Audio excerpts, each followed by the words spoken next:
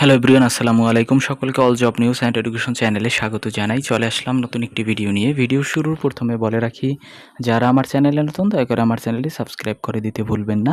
যারা ইতিমধ্যে দিয়েছেন তাদেরকে জানিয়ে অসংখ্য ধন্যবাদ। তো আজকে ভিডিওর বিষয় হচ্ছে, এখানে দেখেন বাংলাদেশ ব্যাংকে কিন্তু আবার নিয়োগ সার্কুলার প্রকাশিত হয়েছে 1781 পদে।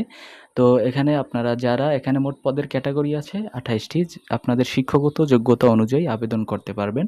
তো আমি পদসমূহ এখন দেখিয়ে দিব বিস্তারিত। দেখেন এখানে বলা হয়েছে পদের ক্যাটাগরি 28টি এবং মোট শূন্যপদ হচ্ছে 1781।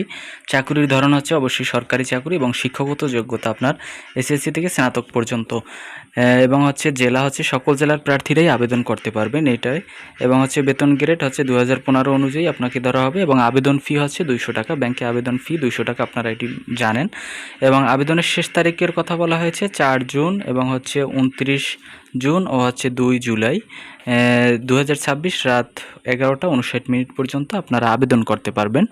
তো এখন পরবর্তীতে দেখেন পদগুলো হলো, এখানে দেখানো হয়েছে। দেখেন পদের নাম হচ্ছে অফিসার জেনারেল, যেখানে পদের সংখ্যা আছে 725টি এবং বেতন স্কেল ধরা হয়েছে 16,000 টাকা থেকে 38,640 টাকা পর্যন্ত।